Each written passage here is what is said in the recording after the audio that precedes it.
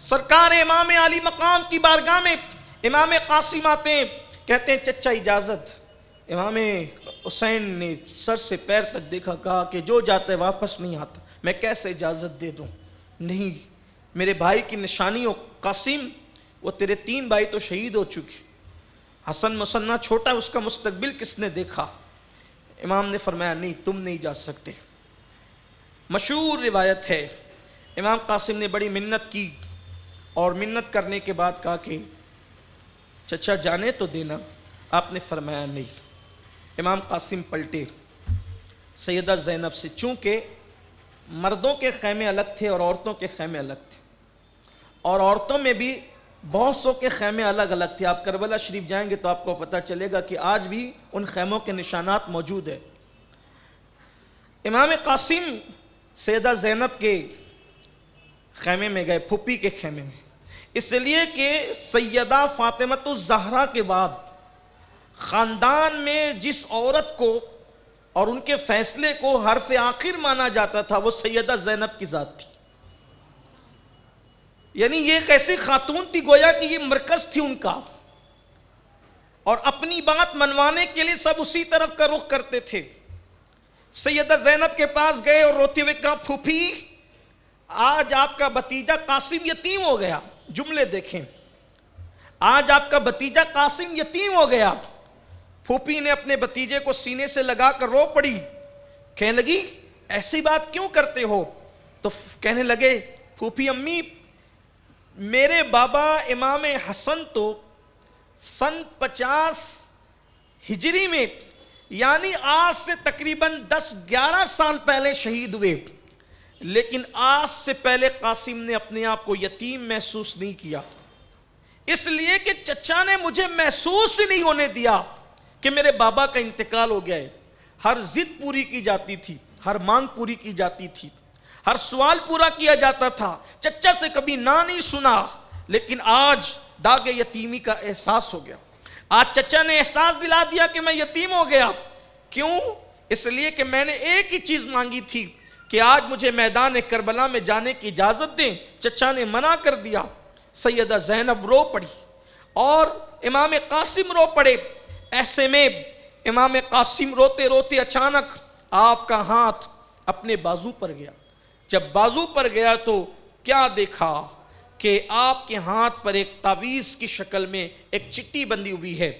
آپ اچانک 10 سال پیچھے چلے گئے، ماضی کے گویا کے جھروکے میں جھانکنے لگے، اور وہ کیفیت، وہ حالت کہ امام حسن رضی اللہ تعالی عنہ وعلا جدی والہ السلام کی کو قے ہو رہی ہے، اور آنتیں کٹ کٹ کے گر رہی ہے، چہرہ جو ہے وہ سبز ہو چکا ہے۔ ایسے میں ان حالات میں امام حسن پاک اپنے بیٹے سے کہتے ہیں بیٹا قلم لاؤ، کاغذ لاؤ، کچھ لکھنا چاہتا ہوں۔ لکھا، اور لکھنے کے بعد فرمایا بیٹا زندگی میں آج کے بعد جب سب سے زیادہ مصیبت کا دن آئے تو اس کو کھول کے پڑھ لینا۔ امام حسن کو، امام حسن کے بیٹے امام قاسم کو، سارے بیٹوں کو امام حسین نے ان 10 سالوں میں کبھی مصیبت سے گزرنے نہیں دیا، کبھی تکلیف آنے نہیں دی۔ سوچیں تو صحیح وہ کیسا چچا تھا، کیسے حقوق نبھائے کہ کبھی بھتیجوں کو احساس نہیں ہوا کہ بابا شہید ہو گئے۔ امام قاسم نے کہا پھوپھی میرے بابا کی وصیت یاد آئی، بابا نے کہا تھا بیٹے جب زندگی میں بڑا مشکل اور مصیبت کا دن آئے تو یہ میرا خط، یہ میری چٹھی، یہ کھول کے پڑھ لینا، اس کو بازو پہ باندھ لینا۔ آج سے بڑھ کر اور مصیبت کا دن کون ہوگا؟ جیسے وہ چٹھی کھولی تو اس پہ لکھا ہوا تھا میرے بیٹے، میرے دل کا چین، میری آنکھوں کی ٹھنڈک، قرۃ العین، میری آنکھوں کی ٹھنڈک، میرے قاسم، میں جانتا ہوں آج کے دن تو کربلا میں ہے۔ نبی کے گھر والوں کو کیسی بات پتہ تھی، آج کے دن تو کربلا میں ہے، میرا بھائی حسین اللہ کے دین کے لیے سب کچھ لٹا رہا ہے، اور میں تجھے وصیت کرتا ہوں کہ میرے بھائی سے پہلے ان کے قدموں پر اپنی جان کو قربان کر دینا، اپنی جان کو قربان کر دینا۔ حضرت قاسم نے وہ پڑھا، پھوپھی کو سانت لیا، کہنے لگے چچا آپ نے تو روکا لیکن میرے بابا مجھے شہادت کی سند دے گئے، دیکھیں ذرا، اللہ اکبر۔ جس وقت وہ آپ نے خط دیکھا، یہاں پر ہمارے اہل سنت کے بڑے عالم حضور مفتی اعظم کے خلیفہ حضور سیدی بدر ملت مولانا بدر الدین رحمۃ اللہ علیہ اپنے خطبے میں اکثر ایک بات بیان فرماتے تھے.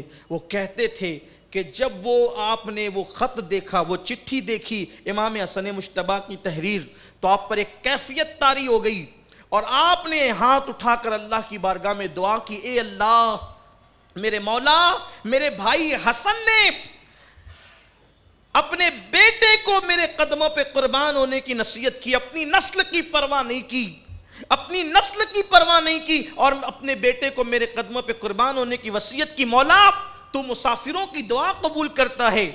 اس وقت حسین مسافر بھی ہے, جمعہ کے دن دعا مقبول ہوتی ہے, حسین جمعہ کے دن میں بھی ہے, تو مجاہد کی دعا قبول کرتا ہے, حسین مجاہد بھی ہے, جہاد میں بھی ہے, تو مظلوم کی دعا کرتا ہے, حسین مظلوم بھی ہے. میرے اللہ میں دعا کرتا ہوں کہ میرے بھائی کی نسل کو قیامت تک کے لیے باقی رکھنا.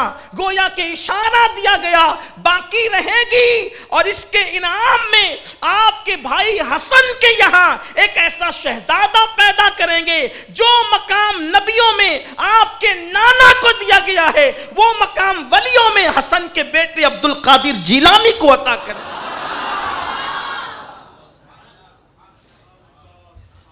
امام قاسم نے کہا چچا یہ شہادت کی سند میرے بابا نے دی ہے. اور اس کے بعد پھر امام حسن مجتبیٰ کا وہ شہزادہ جب امام عالی مقام کو پیش کرتا ہے تو امام رو کر سینے سے لگاتے ہیں اور فرماتے ہیں اب میں تمہیں روک نہیں سکتا. امام قاسم کی امی ساتھ تھی, کیا وہ خواتین تھی, کیا وہ شہزادیاں تھی کہ جوان بیٹا جب گھر سے نکلتا ہے تو ماں باپ کے دل کی دھڑکنیں تیز ہو جاتی ہے.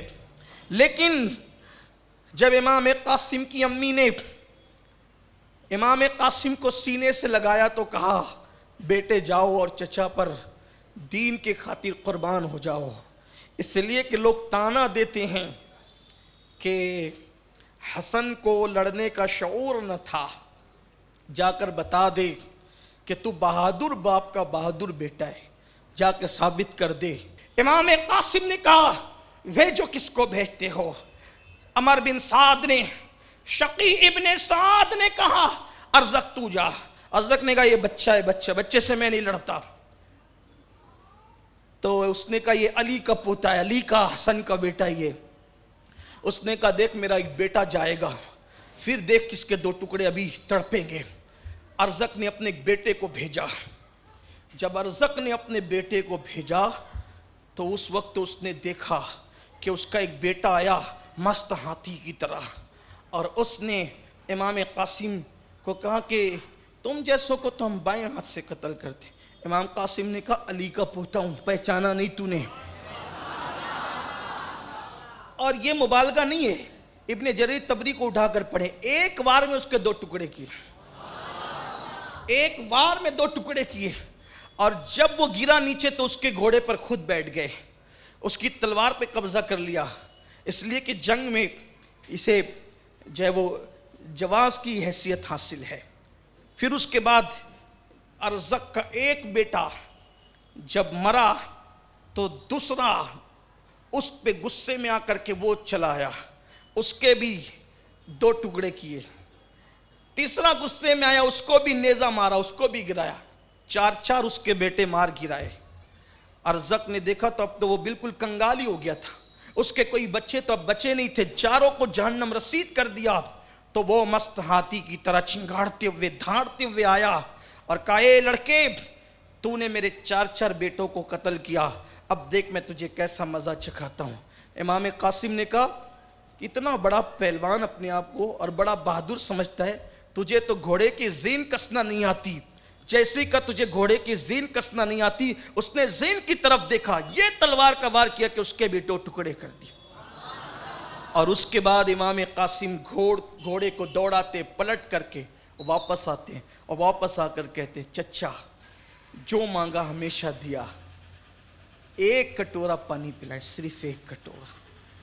اگر آپ ایک کٹورا مجھے پانی دے دیں, ایک کو بھی بچ کر جانے نہیں دوں گا. علی کا پوتا ہوں, حسن کا بیٹا ہوں, آپ دیکھیں گے کسی کو واپس جانے نہیں دوں گا. امام حسین نے سینے سے لگا کے کہا بیٹا انتظار کرو، اب تمہیں دنیا کا پانی نہیں، ساقی کوثر کے ہاتھوں سے تمہیں جام کوثر نصیب ہوگا۔ اور اس کے بعد پھر رخصت کیا۔ امام قاسم آئے، ادھر منصوبہ بن چکا تھا کہ جب یہ جوان آئے گا تو چاروں طرف سے اسے گھیر لیا جائے گا۔ جب چاروں طرف سے گھیر لیا گیا، مورخ لکھتا ہے کہ امام قاسم کو چاروں طرف سے گھیرا گیا، تیروں کی برسات اور بوچھار کر دی گئی۔ امام قاسم گھوڑے کے سم جو ریت سے ٹکرا رہے تھے اس سے گرد اٹھی، دھول اٹھی، اور اسی دھول کے اندر امام قاسم اور وہ یزیدی فوج سب کے سب چھپ گئے۔ اسی گرد سے ایک آواز آئی، چچا میری خبر لیجئے، چچا میری مدد کیجئے۔ جیسے امام حسین خیمے کے باہر کھڑے یہ منظر دیکھ رہے تھے، جیسے ہی سنا چچا میری خبر دیجئے، امام کے ہاتھ سینے پر آ گئے، سینہ پکڑ لیا، کلیجہ پکڑ لیا، میرے بھائی کی نشانی جو میرے ساتھ تھی وہ چلی گئی۔ اور آپ نے گھوڑے پر بیٹھ کر جس وقت وہاں کا رخ کیا، غبار چھٹا تو اتنے دیر میں کیا دیکھا کہ امام قاسم کو شہید ہی نہیں کیا گیا تھا۔ شہید کرنے کے بعد آپ کے جسم اقدس پر ایسے گھوڑوں کی ٹانپوں سے کچل دیا گیا تھا کہ جب امام قاسم کو امام حسین لے کر کے وہاں سے خیمے تک لائے تو قاسم کا سینہ امام حسین کے سینے سے لگا ہوا تھا۔ امام قاسم کا سینہ امام حسین کے سینے سے لگا ہوا تھا، اور آپ کے پیر زمین پر گھسیٹے جا رہے تھے۔ مورخین لکھتے ہیں، معتبر مورخین لکھتے ہیں، یہ گھسیٹے کیوں جا رہے تھے؟ کبھی آپ نے غور کیا؟ یہ گھسیٹے کیوں جا رہے تھے پیر؟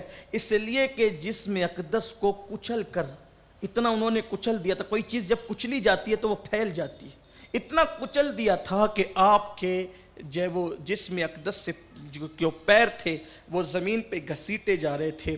اور جب سیدانیوں نے، سید زادیوں نے جب قاسم کا یہ حال دیکھا، چیخ نکل گئی۔ امام نے کہا خبردار، ایسا نہ کرو، ایسا نہ کرو، اللہ کے لیے صبر کرو، بے صبری کا مظاہرہ نہ کرو، ورنہ اللہ ناراض ہوگا۔ اللہ کو جواب کیا دیں گے؟